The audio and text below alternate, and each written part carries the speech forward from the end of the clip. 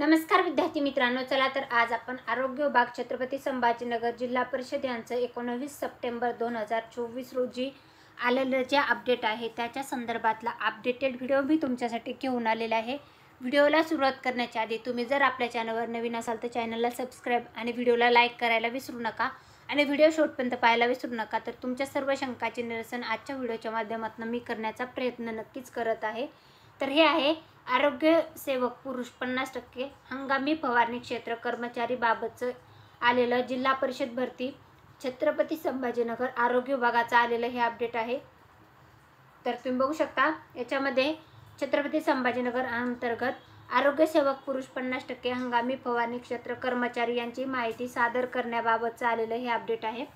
तर आरोग्य सेवक पुरुष 50% मध्ये जाहिरातीत कळवलेल्या पदांची संख्या 57 होती। एकत्रित यादीमधील उमेदवारांची संख्या 359 होती। IBPS कंपनीकडून प्राप्त झालेल्या गुणवत्ता यादीमध्ये 90 दिवसाचा राष्ट्रीय मलेरिया प्रतिरोध कार्यक्रमांतर्गत हंगामी फवारणी क्षेत्र कर्मचारी म्हणून अनुभव असणारे कर्मचाऱ्यांची संख्या 14 आहे।